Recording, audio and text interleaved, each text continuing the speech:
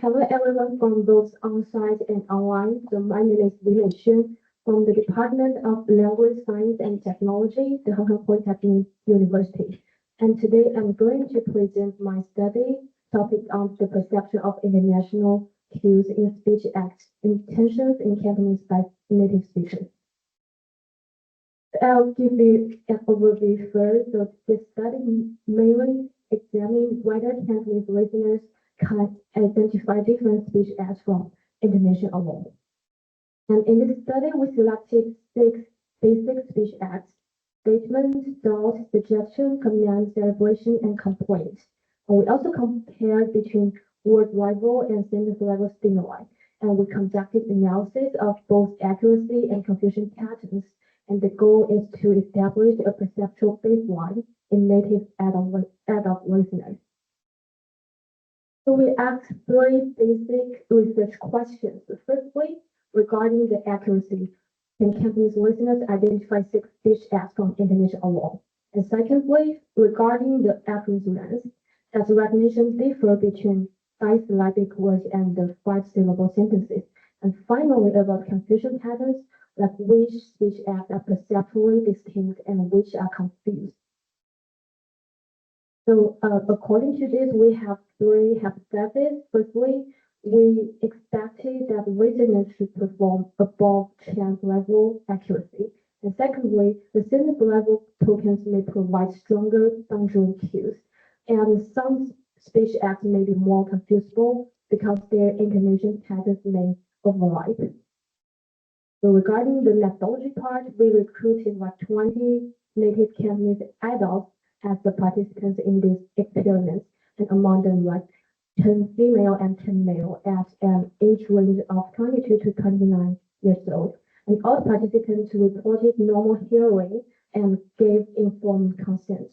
And the experiment was conducted in a double-walled IEC sound booth, and the stimuli were presented with the Hazer headphones at 70 dB SPL.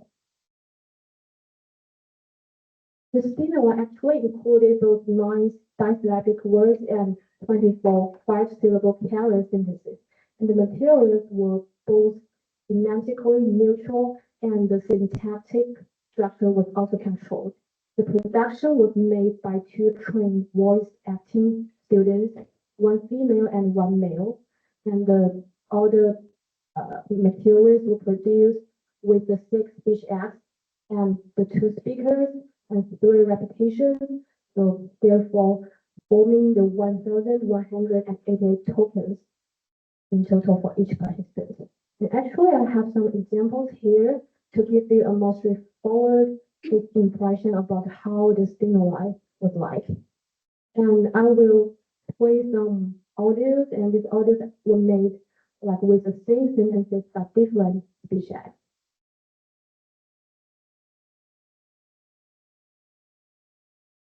This one is statement.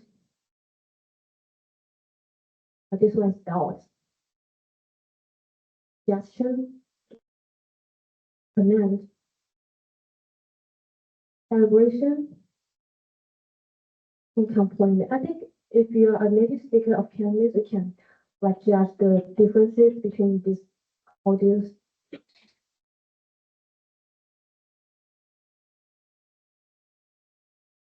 And the procedures is a 6 alternative false choice task. The listener would heard 1 token per trial, and after that, 6 Chinese speech act labels will be shown on screen. So the participant will be required to select one that best match what they just heard. And the participant will responded with pricing the corresponding number keys. And before the formal experiment, 12 practice trials with feedback would be provided, but the main trials were randomized and had no feedback. The whole session lasted about 90 minutes for each participant. We then conducted some analysis. The accuracy was coded as either correct or incorrect. So we used a binomial mixed effect model with the fixed effect of the location type and domain, which refer to word versus sentence level. And we also included some random intercept participants and items to account for some individual differences and item level variability. We also narrow the coherence cover to narrow the agreement above chance. Let's check the results together. So firstly, for the overall accuracy, the listeners actually perform far above chance level. The mean accuracy can be 62.2%, and the chance level is only 15.7 because it's a 6-choice test, and coherence cover is about 0.35. So the key finding here is Cantonese listeners could identify speech acts from intonation alone at a level much higher than chance. And the results to show that the accuracy differs by speech acts. Like some speech acts were easier than others. There's a general pattern, but the easiest categories are celebration and complaint, while the intermediate include doubt and suggestion, and the hardest ones are statement and command.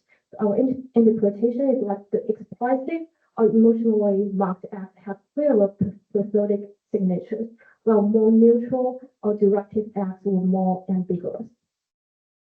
And this slide shows the sensitivity by word and sentence. A key pattern is like sentence level tokens improve recognition for doubt, command, and celebration. You can see from the table, the right one, it actually increased a lot.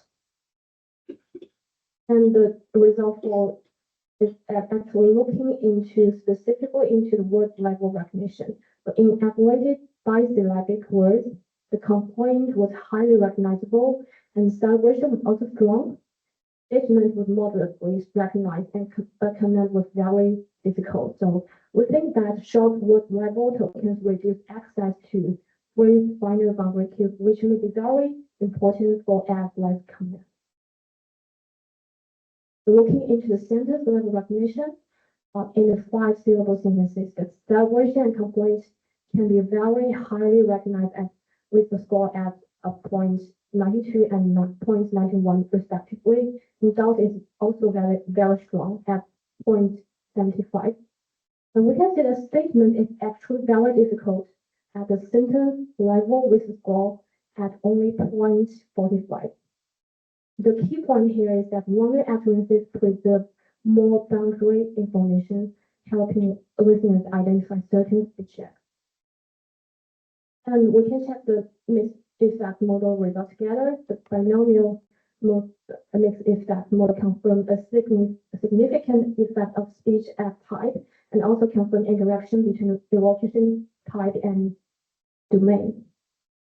And there are some important effects like the word tokens improve the recognition of statements, but unconsciously reduce the recognition of thoughts, command, and celebration.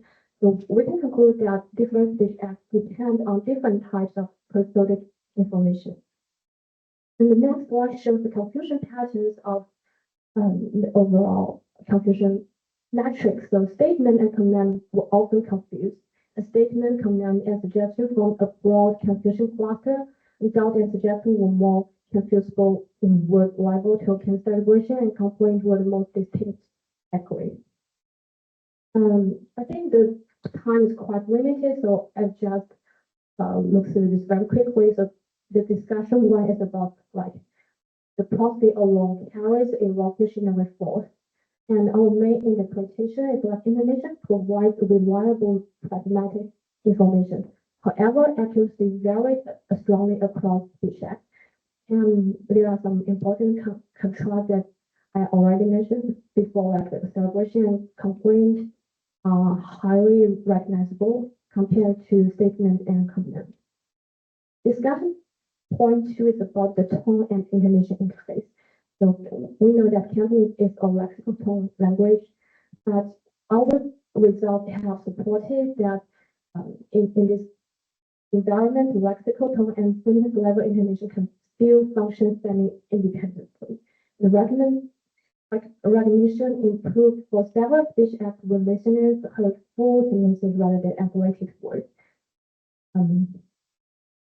There are still some limitations to this study, like we only use a control laboratory listening task, and we didn't do acoustic analysis that to determine like which prosodic cues contributed to listeners' perception, and also the listeners in this experiment were all native Cantonese adults. Actually, we're going to expand this study to children with ASD of native Cantonese speakers in Hong Kong. So we'll use the results to develop targeted speech-plus-speech training materials in the future. So to conclude this part, I have some takeaway messages for all of you. So the main findings include that overall recognition was far above chance, and some speech acts were more recognizable than others, namely celebration and complaint. The sentence level stimuli provided useful prosodic functional cues, and Cantonese listeners can use intonation even though Cantonese is a lexical language. And I'd like to acknowledge the support from my life, my department, and my university. Thank you so much for listening. Thank you very much, Ms. Li, for a fascinating analysis. So our second presentation moves us into an intercultural phonetic context titled Czech Learners' Production of Mandarin Intonation in Atonal Syllables. It will be delivered by Mr. Lorenc. Please welcome Mr. Lorenc. Good afternoon, everyone. I'm Yahya Aldholmi. I'm a PhD student at Beijing Language and Culture University. And today I want to do a short report on our study on how Czech learners produce and perceive Mandarin intonation in atonal syllables. So the keyword here is atonal syllables. First, let me do just a short introduction. So Mandarin is a tonal language. So in Mandarin, yes.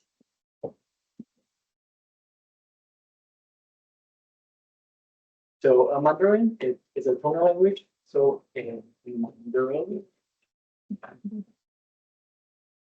okay. So Mandarin as a tonal language, the pitch here not only needs to convey intonational meaning, but also lexical meaning in tones, which results in very complex interplay between these two.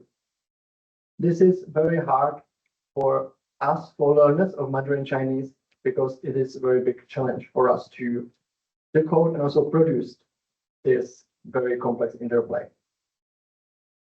As for how is intonation expressed in tonal and atonal languages, Linguistic and Li, they wrote this article about how it differs in tonal and non-tonal languages. So there are similar features and also differences. So similar feature is that in both English and Mandarin, for question you use higher pitch and for decorative you use lower pitch.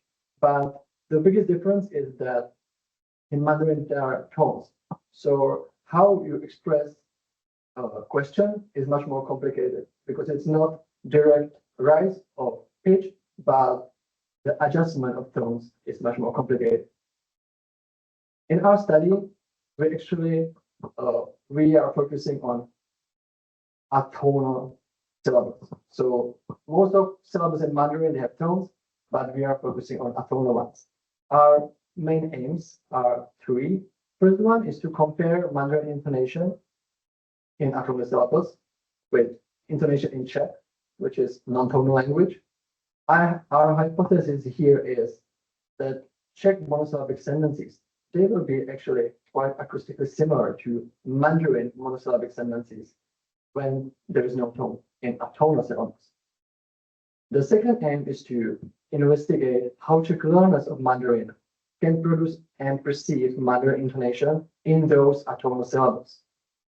Our hypothesis here is that learners will be able quite well to produce intonation in atonal syllables, and also there will be greater accuracy in how they perceive intonation. The third aim is to assess what is the influence of learners' first language on the acquisition of Mandarin intonation. Our hypothesis is that there are similar features in Czech and Mandarin, which will lead to positive transfer from learners' first language to the second language. To test these hypotheses, we have conducted 2 experiments, production and perception experiment. In production experiment, there were 10 Czech learners. All of them were students of second language at second year at university, and also 10 native Mandarin speakers. In the perception experiment, there were only Czech learners, 20 of them. First, let's start with the production experiment. So here we used atonal syllables, which were made of interjection all, and these were put in a short dialogues. And in this way, we have put intonation on these atonal syllables. So there was interrogative or declarative intonation. Also, to assess the influence of the learner's first language, we did similar tendencies in Czech. Before phonetic analysis, we have done assessment of correctness of this intonation. So we have invited 4 native judges, and they decided if they heard declarative or interrogative intonation in production of Czech learners. Here are the results of the judgments. So we can see that for declarative intonation, most of them were correct. It was complicated in interrogative intonation because here some of them were correct. They were identified as interrogative intonation by native speakers, but some of them were not correct. We have analyzed separately these 2, and first I will talk about the correct samples.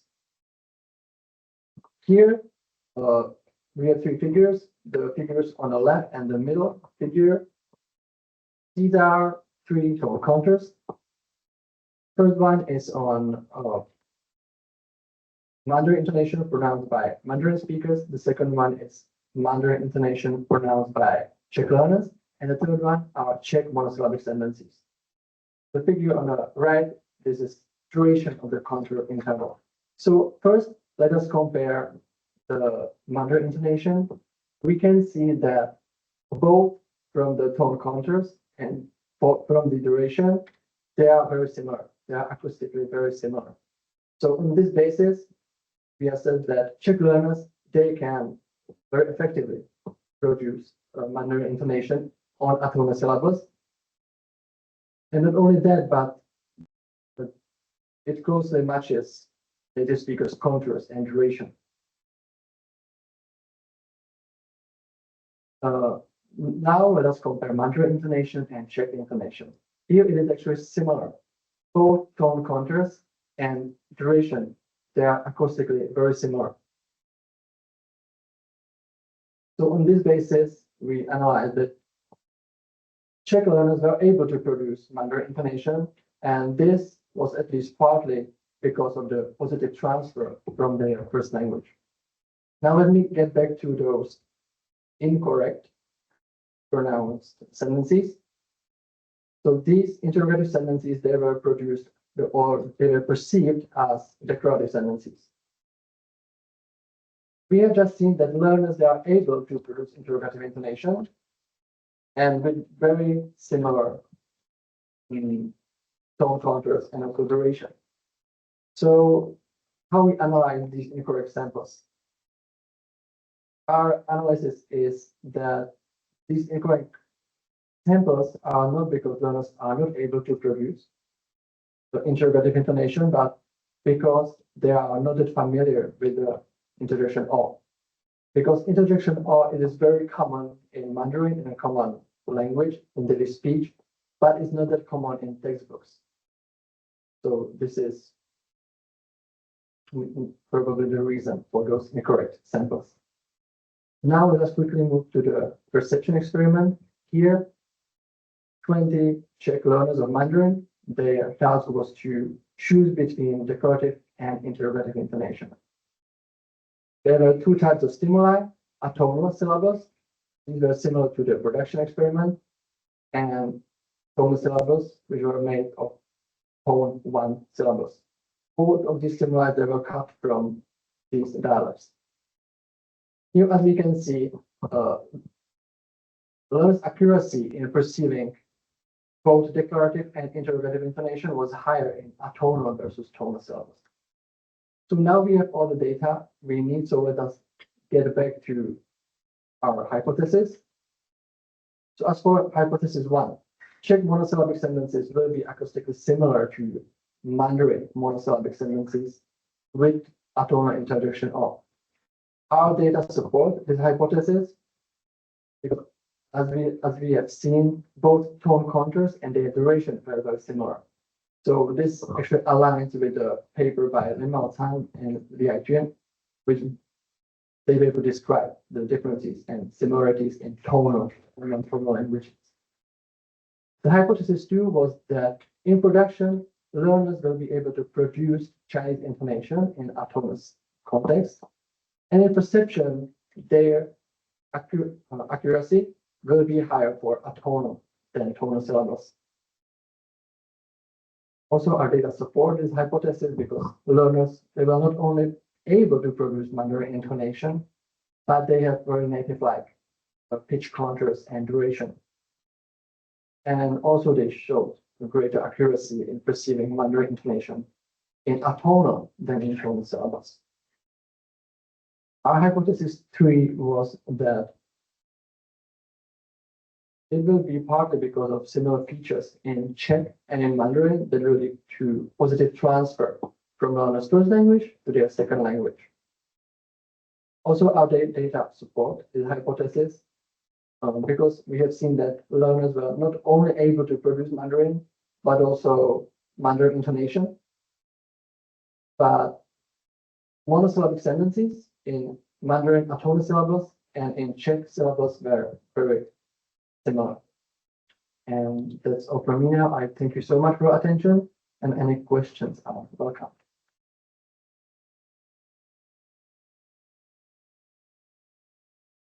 Thank you, Mr. Lorenc. We'll now open the floor for questions from the audience. For both talks? Yeah, I also had a question for the first talk.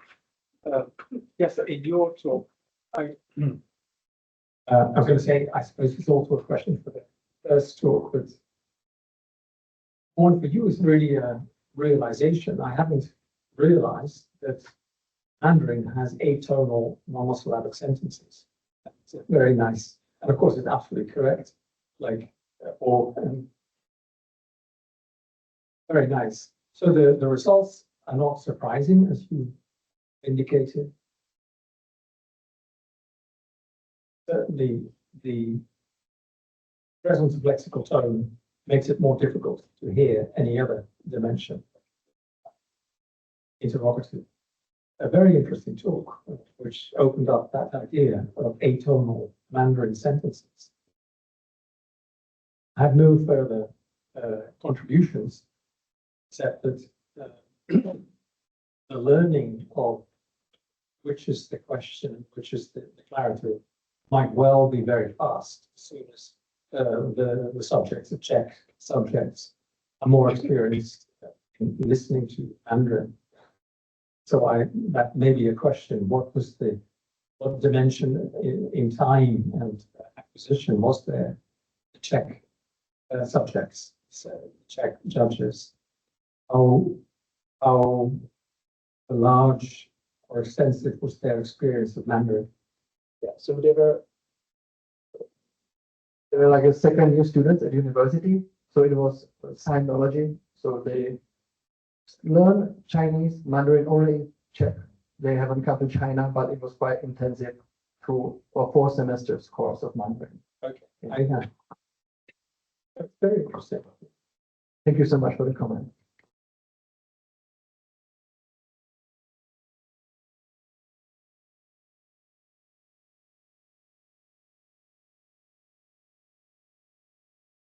Yeah, I had a question for the first speaker also,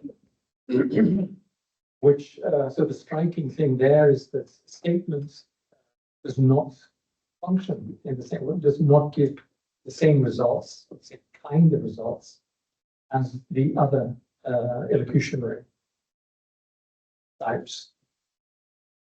The answer may be that statement is not an elocutionary act, not a speech act, more a description of a syntactic struction or a syntactic category. So it could be that results are so poor because, like a command is also a statement. So you don't quite know which to choose if you hear a command. Statement. So instead of statement, it might have been better to think of an elocutionary equivalent, like instruction. That is something you want, there's something you want the speaker to do. And so instruction is on the same level of the same kind of category as the other elocutionary speech acts.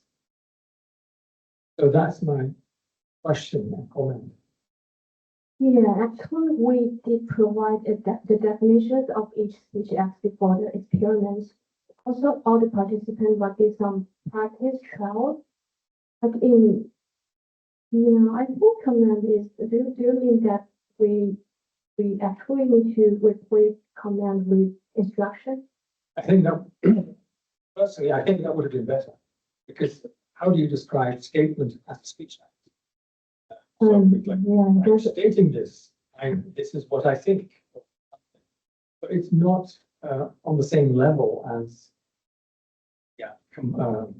command some action. Yeah, I understand. It actually developed this study like from some fundamental ones. They always use statement versus question.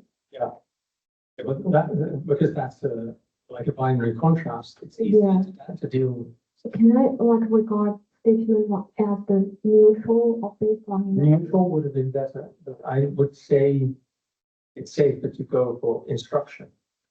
Okay. Selling something. Yeah, it's close to command in that case. Yeah. Neutral would have been better. Or if it's. Thank you for the suggestion. Thank you so much. Thank you very much for the very insightful Q&A session. So our third presentation shifts focus onto phonetic pedagogy and curriculum awareness. So titled Accentual Awareness Across Cohorts in a Phonetics Course. It will be delivered by our conference chair, Dr. Wience Lai. Please welcome Dr. Lai. Thank you. Yeah, and it's my pleasure to be here to report on something that actually I had presented in Phonetics 2025, Hong Kong. And actually, this is not a repetition of the earlier one, but with a comparison of the same kind of assessment instruction and also with the same condition in the sense that I allow my students to use AI. But yeah, of course, I have some other rubrics, okay, and some other kind of criteria to see whether they are just getting something from the internet or from the AI, okay, etc. So, but actually, it's quite interesting to see for comparison between the two cohorts. So, yeah, I'd like to show you about my study this time for comparison. So here are the contents. So I would brief you about background and aim. So for those who didn't really listen to my presentation last time, yeah, then I would like to let you know about the background and also the comparative design, and also to see for some kind of findings that I would like to summarize from last time. And before I mention about the differences between the results of the two cohorts and also some comparison based on different criteria and also the accent range and selection patterns, and also my interpretation and some suggested pedagogical significance before I give you a conclusion. So here's the background. So you can see that basically for phonetics instructions, they're usually more focused on the segmental part.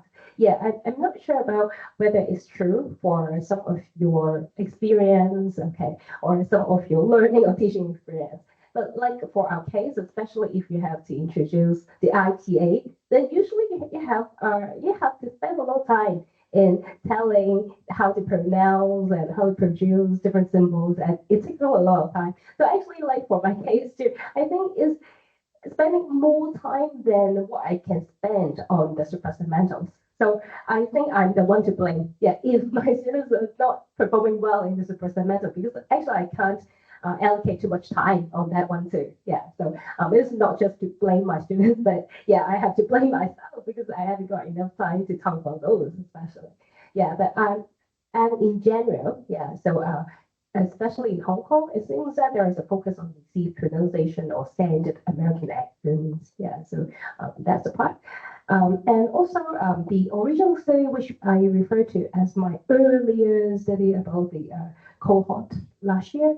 Okay, so I've used video analysis and reflection in the individual assignments. So when I design the individual assignment, I asked them to analyze the video from YouTube, okay, and at the same time, they have to make a video to explain what's happening with the YouTube video. So they have to take a video clip from YouTube and to analyze how the accent there, accent of English is different from the RP that they have learned during the phonetic class. Okay, so I find it quite interesting because in the whole course, actually, they were just taught about the RP and the standard American accent, and I have to ask them to perform some kind of self-learning in order to know about the differences between different accents of English. Okay, so that's how I try to do so with the individual assignments. So that's part of the video analysis, which they also have to explain in their own created video. So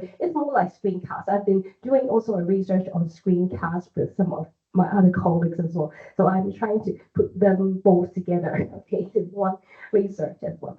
And then and I asked them to reflect on their own learning as well. So the questions are, so which do you find most difficult or you find most familiar with? And what kind of accent of English do you find most familiar with? And what do you think are challenges, etc. So they have to write a very short reflection. That is something interesting, okay, for students who are, they really want to share their own experience. They will tell me like the background, okay, though many of them share similar backgrounds, but some do not. Actually, I've got students who are not having Cantonese or Putonghua as the first language. So it's something interesting too. So, and then I'll show you the comparison, okay, in terms of the results of the performance, okay, even though the instructional design is kept stable.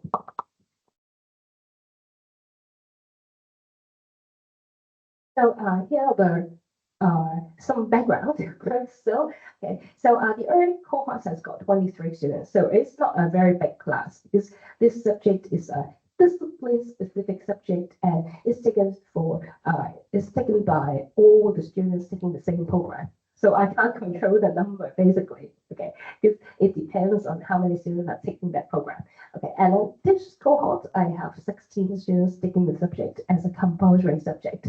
And both cohorts completed the same assignment. So as I mentioned just now, it involves a video explanation. So they have to explain the essential difference from what they see from the video of somebody speaking English in a different accent than RP or standard American accents from what they have learned. And the IP transcription, so they asked to transcribe some of the words that they could identify from that YouTube video, and then they have to show me the transcription. Yeah, but of course now with the AI, maybe it can help.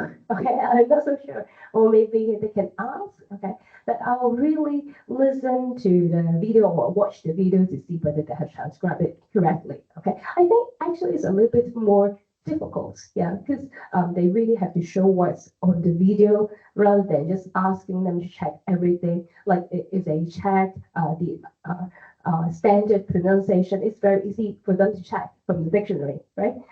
But it is to be based on actual data, authentic data, it's actually quite difficult for them to just rely on AI. Okay, so that's how I designed the task. And short phonetic analysis. Okay, so I asked them to do both segmental and suprasegmental. So interestingly, which I'm going to tell afterwards, they tend to focus on segmental as well. Yeah, and maybe because they are trained more on the segmental differences or segmental features. Okay, so they commented a little bit less on the super segmental ones, or maybe they didn't have enough input for that. And also a reflection about their own learning, the language background. Okay, so you can find that I try to compare the performance, okay, the accents that they have selected, and also I would like to make some conclusion about the implications for pedagogical practice in this AI supported learning context. Yeah, I also like to highlight that in terms of the task, even the rubrics, even the criteria and the description are all the same. Okay, so I try to maintain the similar variables, and the learning outcomes are the same. Okay, so we map with different subject intended learning outcomes, and it's just that they are two consecutive cohorts. So from last cohort in semester 2 of 2024-25 and semester 2 of 2025-26. And so I think that they are valid basis for comparison, keeping all the things stable. So I just like to summarize on the findings of the earlier cohort. So in the early cohort, it seems that students perform better in understanding and explanation, which I gave an average score of 79.1 out of 100 marks, and also relevance and originality is even better, like 83.6 marks. But it seems that they perform less better in reflection. So I gave them 75.9. So all of these assignments are graded by me. Okay, so it seems that I don't have to do any calibration or anything because they're all based on my own judgment. Okay, of course, yeah, to rely on the rubrics as well. Okay, so I met them quite well. And the students were generally stronger in segmental analysis than anything which is to do with super segmentals like rhythm, stress, and intonation. So that's actually quite similar to what I told you just now. And another cohort can you find that in the early cohort there is a broader range of accents being investigated. Okay, so including Hong Kong Cantonese, Mandarin, Japanese, Korean, Indian, Australian, and New Zealand Maori English accents. Yeah, so there are quite a lot. Okay, so that is from last cohort. And then I would like to show you the comparison with this cohort as well. So first, okay, you can find that here, okay, on the second column is about the early cohort, and the third one is about the later cohort. So as I have briefly talked about, like 23 students in the early cohort and 16 students this cohort. Okay, so a little bit less, a little bit fewer this cohort. And in terms of the mean of assigned mark, okay, 76 marks last cohort. As compared to 73.4. So not a big difference actually. Okay, so it's quite stable. And in terms of the mean coursework mark, because I do not just compare these assignments, but the overall to see for the performance in the whole course, is 71.4 down to 69.5. But just a little bit lower, but it doesn't mean that they did not perform significantly less better. But the interesting thing that I would like to highlight is that you can see that the later cohort is more tightly clustered. So which means that there are much better students in the last cohort and much weaker students in the last cohort. Okay, but this time they're more clustered in the middle. Okay, so then the marks are not so spread out. And in terms of the criterion level comparison, based on the understanding, okay, the originality, the IPA transcription accuracy, the analysis, and the reflection. Okay, so I'd like to highlight parts that I have squared in red. Okay. So you can find that the IPA transcription accuracy is higher in the later cohort. this time, okay, they have better transcription performances. But you can find that actually they're also weaker in some other area, like the analysis, okay? And also reflection, okay, so improves slightly actually for this cohort, which is good, okay, just slightly again. And still you can find that is the weakest area among all these 5 criteria. And in terms of the accent range as well, like last cohort, we have like different distinct accents covering 15 different accents of English. Well, for this year's 10. Okay, of course you can say, yeah, because of fewer students. Okay, but at the same time, if we look at the average accents per student, you can also find a difference. So for the early cohort, actually each student has investigated 2.78 accents. And this year, it seems that they try to just focus on one, okay, on different.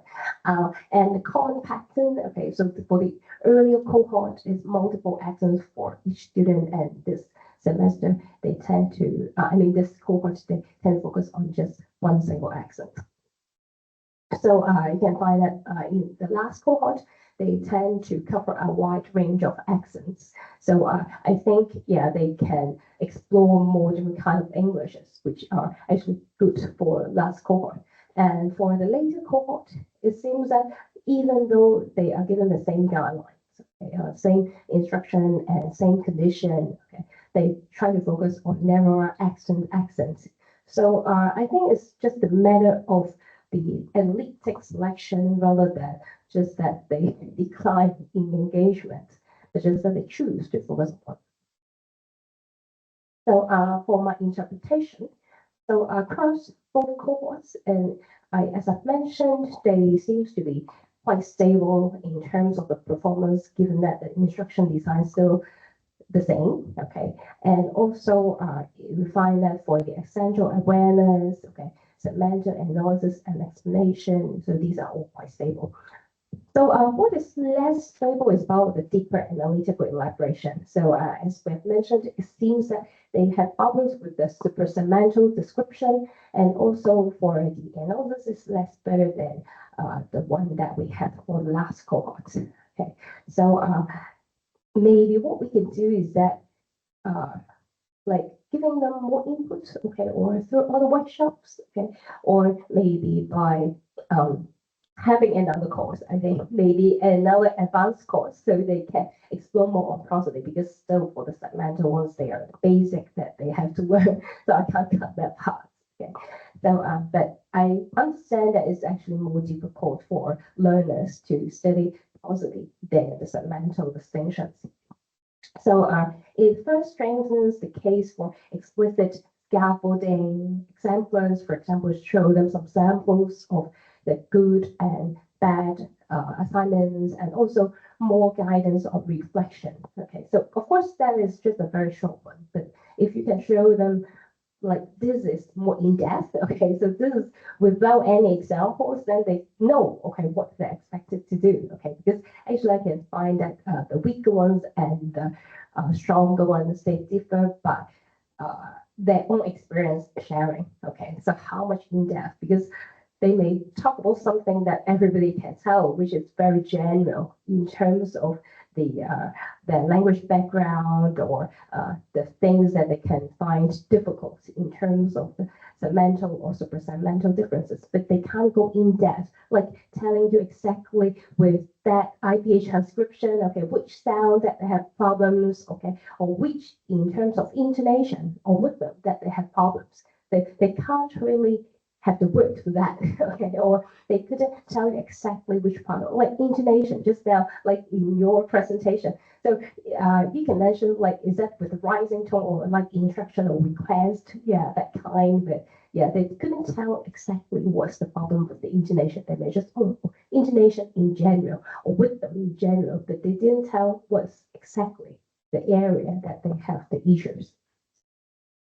So to conclude, so this comparison supports the robustness of the original findings. Okay, so that is for the earlier cohort.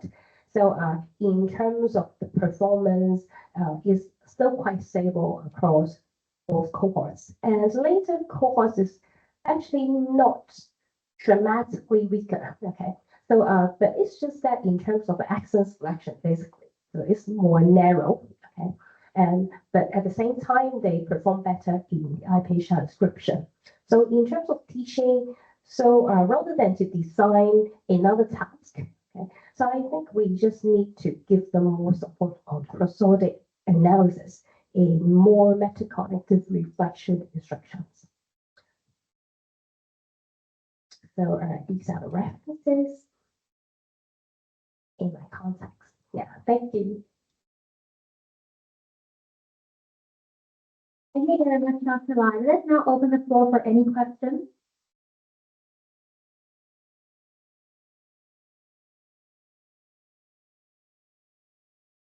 It's very interesting to see what's going on in your classes. The so it's at first sight not surprising that the prosodic part is more difficult. Yeah.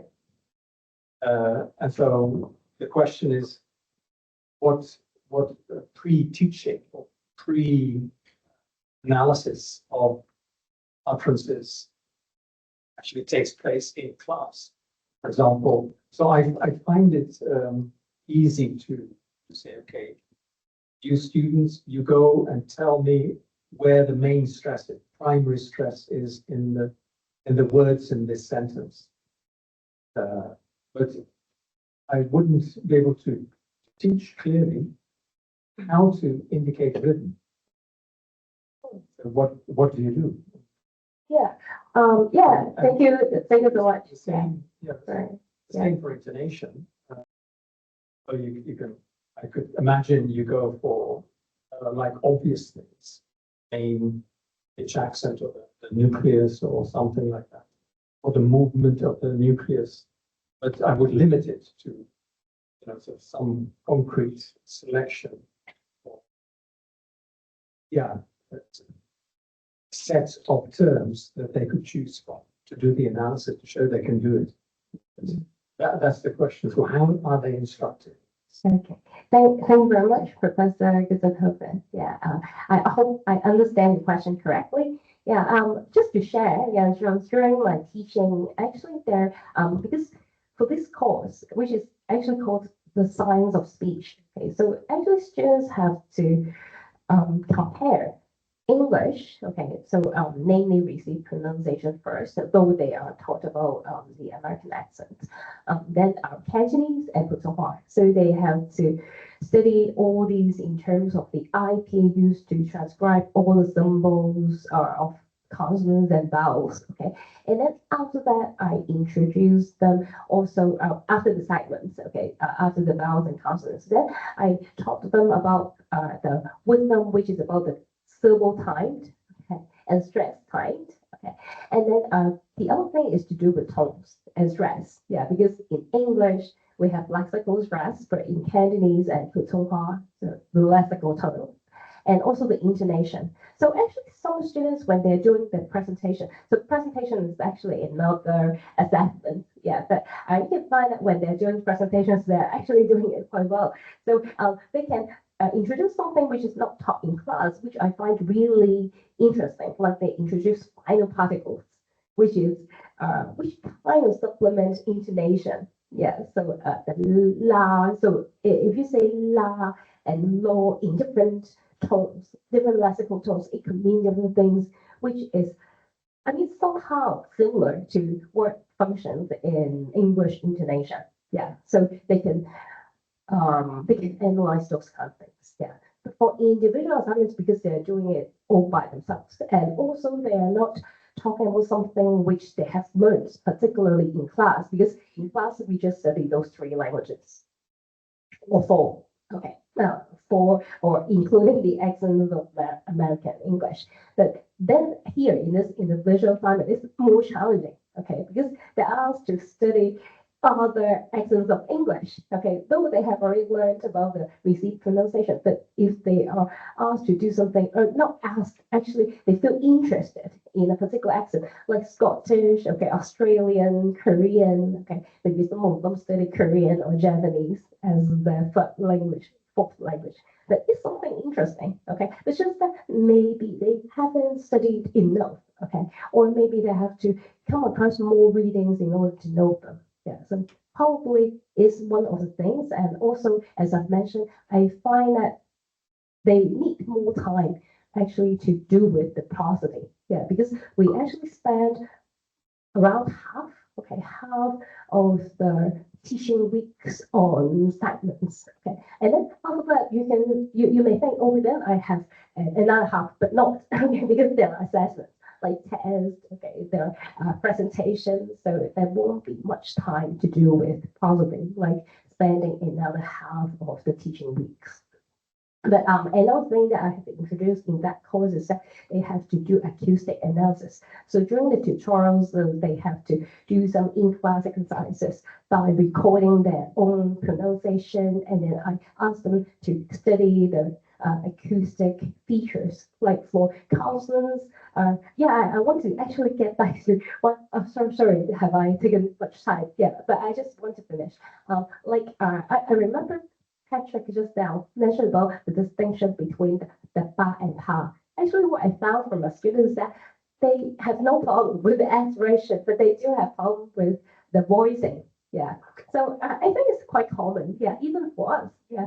Even though I know that it's a B sound, I won't say it's ba. Okay. So I always make an example like, okay, so when you say in Cantonese, ba ba, it's not the same bar in English. It's not bar, but it's ba, right? You won't call your father ba like this, right? It's so strange. Okay. And I thought they got it, but actually during the analysis, I found they still had problems with that because they always tell me, oh, okay, so in Indian accents or in Spanish accents, then they think that is the voiced ba, but it's actually the unaspirated pa. So they still have got this, though I have emphasized so many times. Maybe some of them got it, so some. I think it's also to do with the perception as well. Yeah, and yeah, I think perception is one of the things. Yeah, I hope that answered the question. But I just am too excited about sharing those. Yeah. Have any other questions? Yes, thanks, Iris.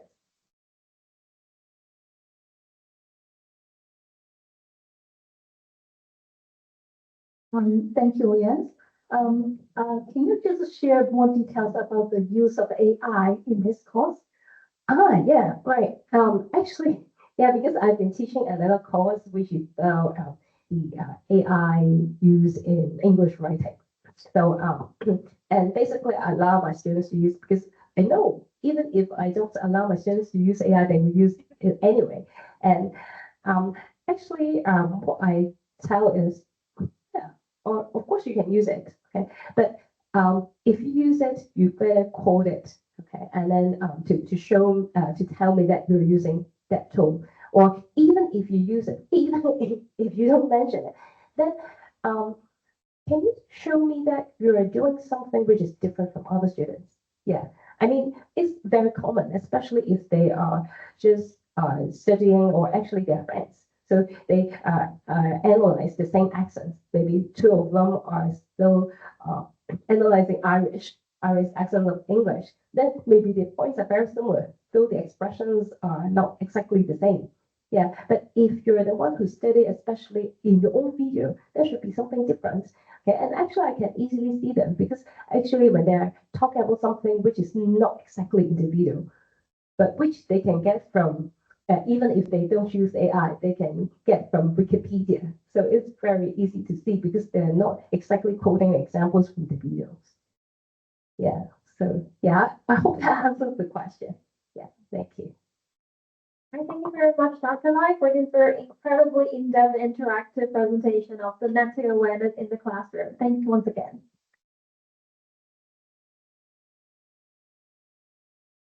And then moving right along, our fourth presentation touches on comparative language profiling using automated systems, titled Comparing Human and Machine Performance in Identifying L1 Backgrounds of Arabic Learners. It will be presented by Dr. Yahya Aldholmi. Please welcome Dr. Aldholmi.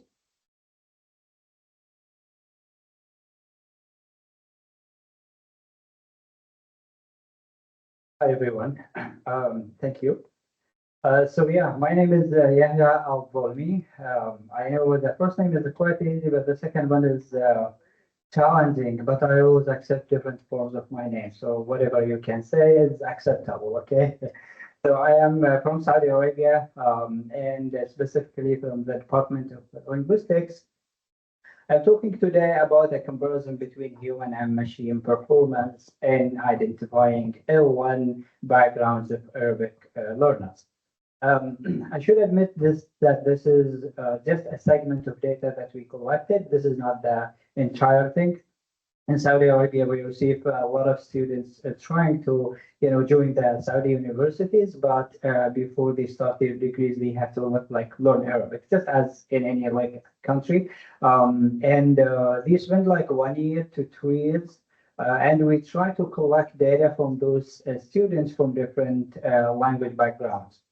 But sometimes it is quite difficult to find speakers from China. You have to wait for 3 years, 4 years until you have kind of enough sample. Okay. So in comparison to some other languages like Indonesian, for example, we have a lot of them like India sometimes. So specific countries are difficult to find speakers from or students from. Is this working? Is this one?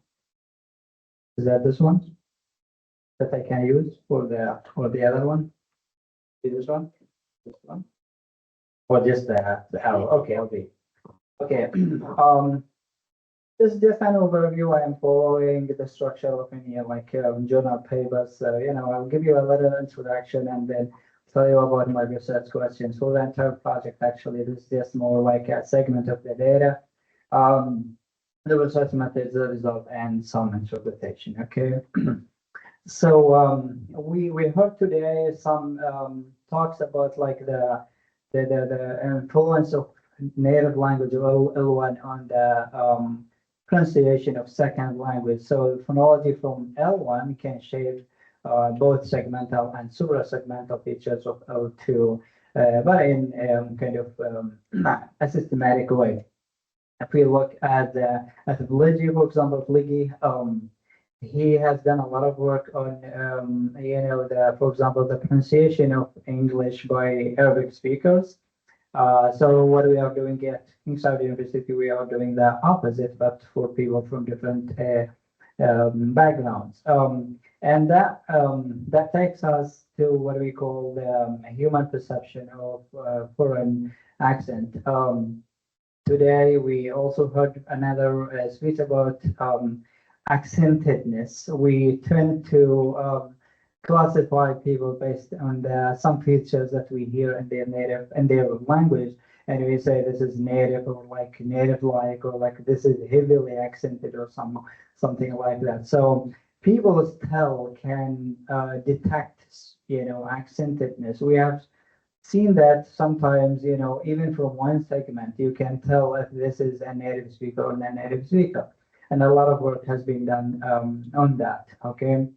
I myself, with my colleagues, have done something about Japanese speakers, speaking Arabic, for example, and we can tell, even in Arabic, that the duration of vowel is contrasted, and but the vowel is not exactly the double of the singleton. So Japanese speakers also have the same thing, length contrastedness, and we check if they can transfer the contrastedness they have in their native language into Arabic, because for every vowel in Arabic we have two versions, the short version and the long versions, and in Japanese it is exactly the same work, the same thing, and there is a lot of work that has been done about Arabic and Japanese comparisons. Okay, So when it comes to machine or like what we call like AI applications or automatic speech recognition, it kind of it faces some difficulty in understanding accented speech. So more than humans, okay, according to what we found. But AI has been used to assess fluency, for example, or how language proficiency or something like this. That so AI is successful to some degree in like assessing how native or how native codes you are. Okay. But beyond the speech, there is also what we call lexical information, something that we can tell about the speaker, like gender and age. So it has been shown that listeners can identify speaker gender and sometimes approximate age from just some brief speech samples, and they rely, for example, for gender, they just rely on F0. But for like age, sometimes they can even like it's easy for them to distinguish like teenagers or like kids from adults. But sometimes when we compare the same category, different people in the same categories, it gets quite tricky. So although similarly, race and ethnicity, sometimes you can tell. There are some studies, and I think we saw this morning, this afternoon, sorry, an example for like those who, we were given like a picture of a native speaker. They were asked whether is this native speaker or not. Or it was also done for in some other studies, like the distinction between African American English and the non-color equal English. So sometimes there is this. Even sometimes it can lead to a bias, just like by just assuming that this is not a native speaker. AI performance on cross language L1 ID and L2 kind of it's still unexplored or under studied. So what the literature has not yet done in Arabic context, there is no direct comparisons between humans and AI systems on identifying the identification of Arabic L2 speakers across multiple L1 families. There's also there's a lot of work on modern standard Arabic, but mainly by it's used. The data is coming from modern standard Arabic as a native language rather than a second language. Okay, so there is also a gap in the role of language family groupings as a unit for protecting all L2 Arabic phonological patterns. Okay. So why do we need this study? Actually, because in let's say, let me just talk about it at the university where we work, we have a lot of the university offers a lot of sponsorship for students to come and study at the university. So a lot of students are acquiring the language, and they are coming from different diverse phonological patterns, and they are bringing new patterns in Arabic as a second language. And the automated speech recognition is also used in a lot of contexts, for learning, for testing, and for sometimes for proficiency assessment, and even in translation. But it struggles with what we can classify as accented speech.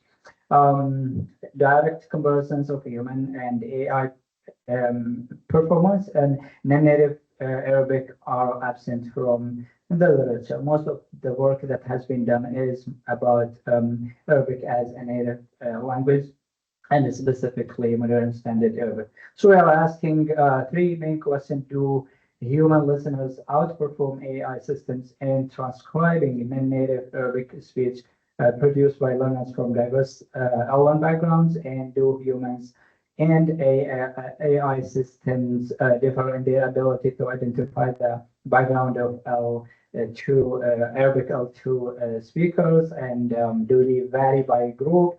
And what are the systematic differences that we can detect in their speech, and we can say that this system can rely on these features to distinguish the background of the learner.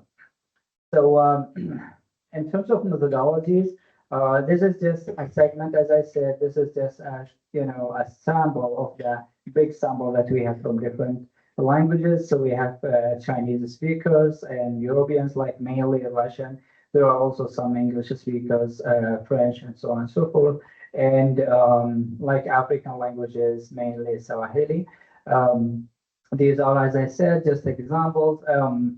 And in some languages we only have like 2 students, and we are struggling to find more. So that's why we are not yet ready to analyze those data.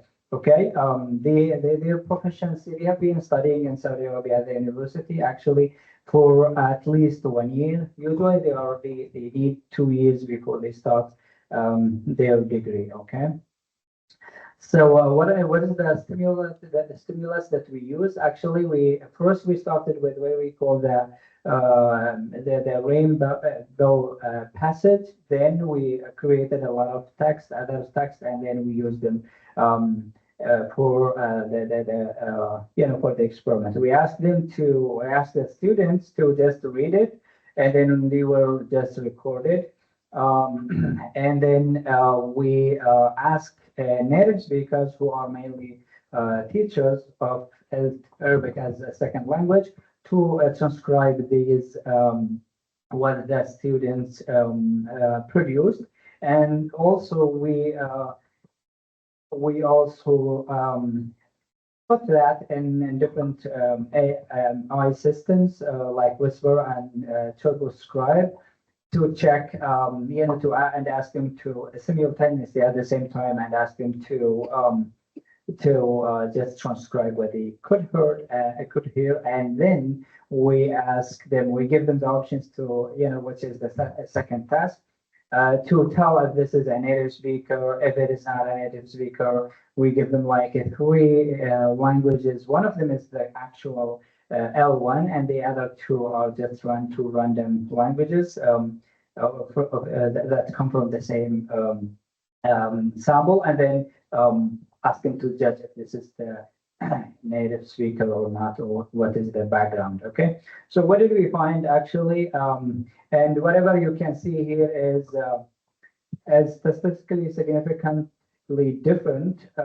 That there is a difference between these groups, and this otherwise is as mentioned. Okay, so what we found that the human transcribers were better than the ASR systems, and there is a statistically significant difference in the accuracy of the transcription between the 2 groups. Okay, and the second thing is identifying the L1. Okay, we also found that human listeners were more capable of identifying the L1 than the systems. Okay, so human listeners can still detect the L1 background more than the systems. Okay, when it comes to the families, so for example, here the language families, here we only have 3 groups, and we found that there is similarities between Chinese L1 and African L1, but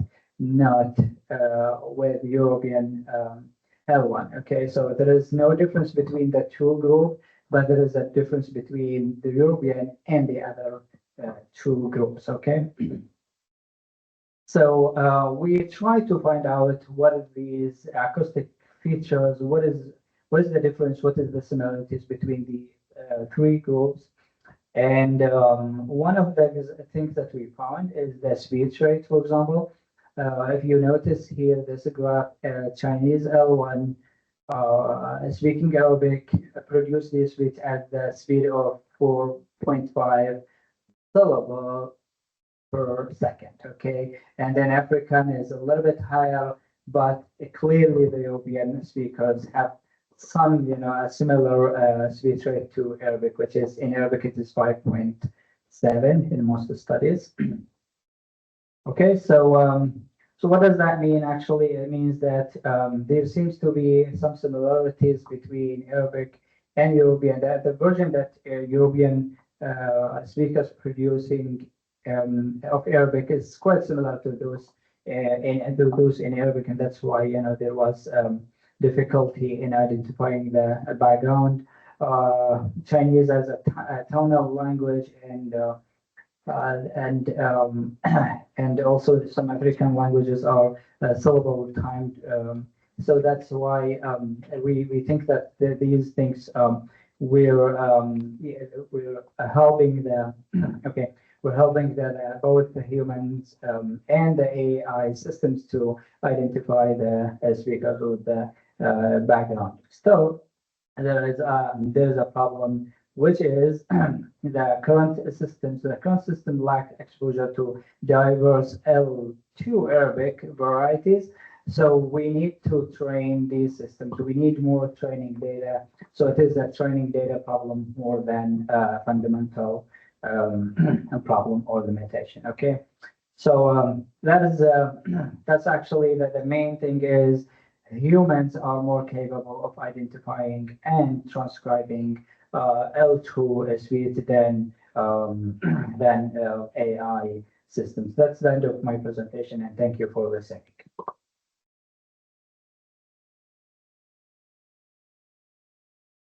Aldholmi, are there any questions from the audience?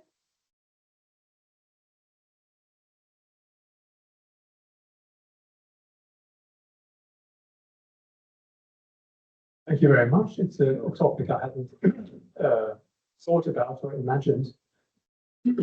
Because part of the answer to the four forms of ASR on foreign accents is that the training materials do not include specific groups of foreign accented language. And so it's not surprising that it doesn't know what to do. So humans have more experience. So that would be a very simple answer to the mystery. Yeah. But there may be something else. I don't know. What is your opinion?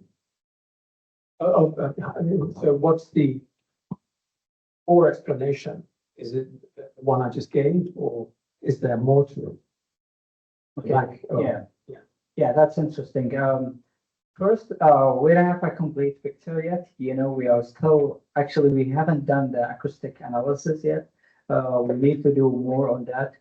We need to add more languages.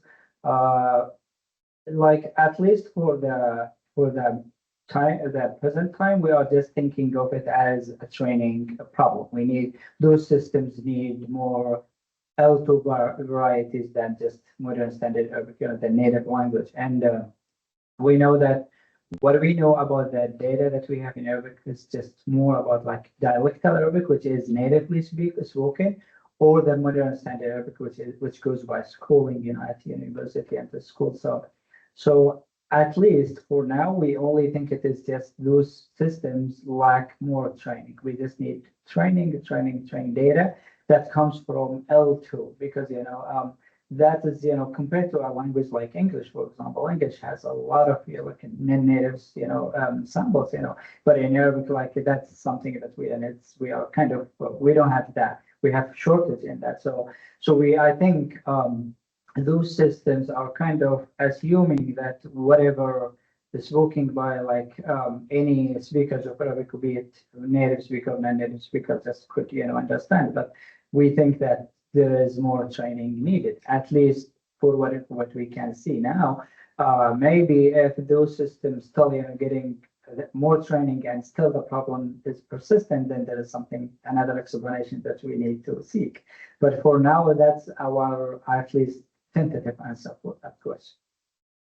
Thank you very much. There is another possible disappointing effect of expanding the database, which is that the recognition gets worse across the board, including the native ones, because this is too much to deal with, and the overlap is enormous. But it's very interesting to see how that turns out. Yeah, as an experimental procedure. Thank you.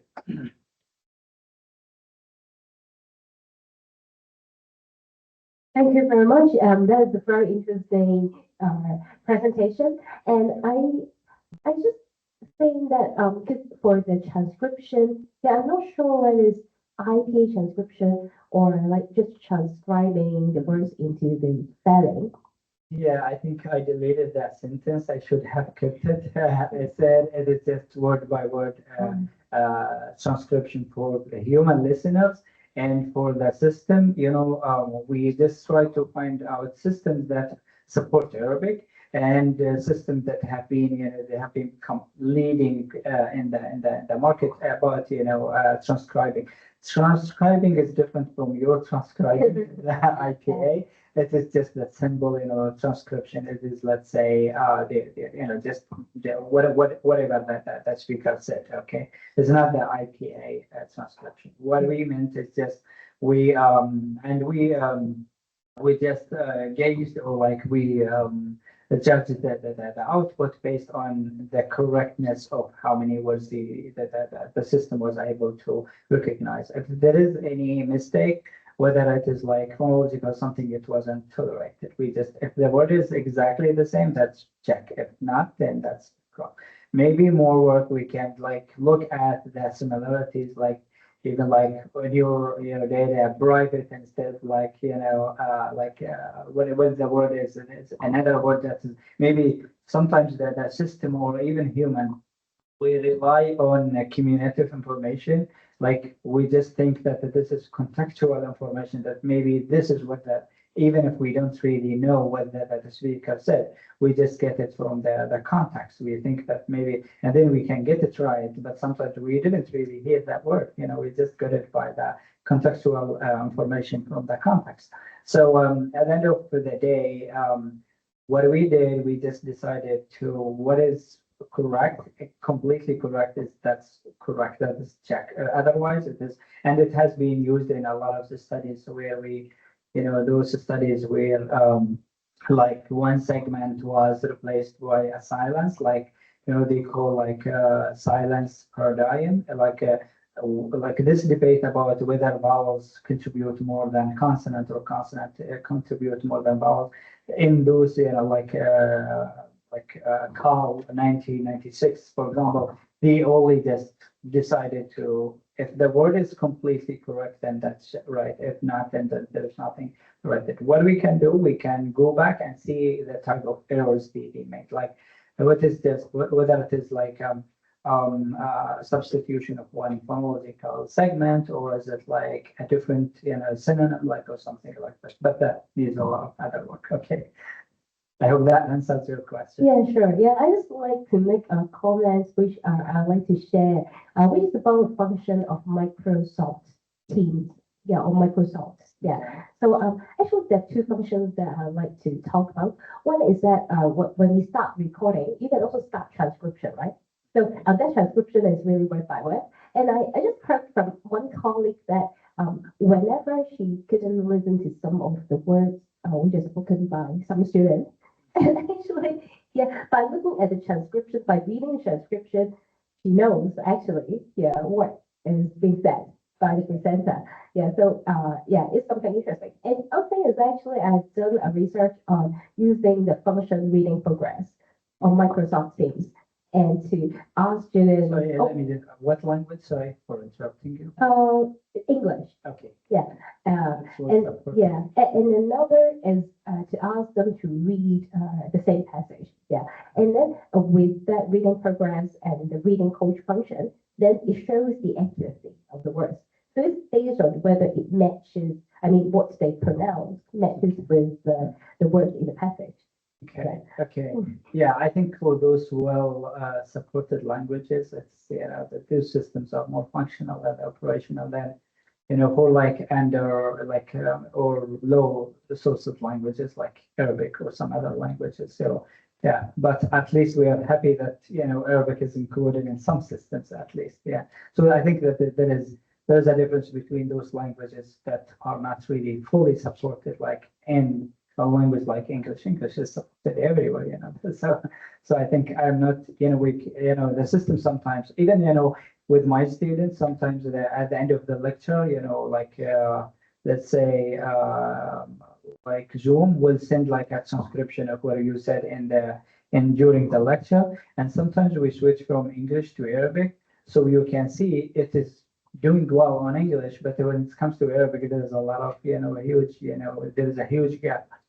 So I think that there is this difference between those languages that are well supported and those are not well supported. Yeah, very similar to us.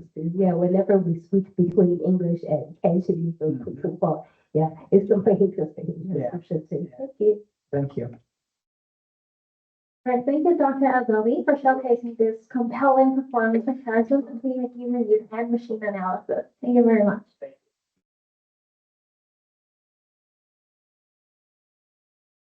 Our final presentation of the day explores the direct application of modern tech in speech training. AI-powered NLA. Why leveraging LL phonetic transfer is optimal in the AI era of personalized auto pronunciation training delivered by Mr. Wience Lai.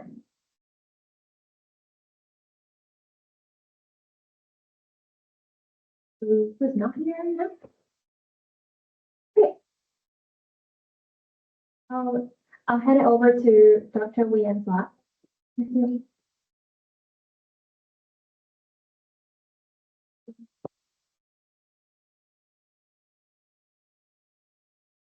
Thank you very much for attending this conference.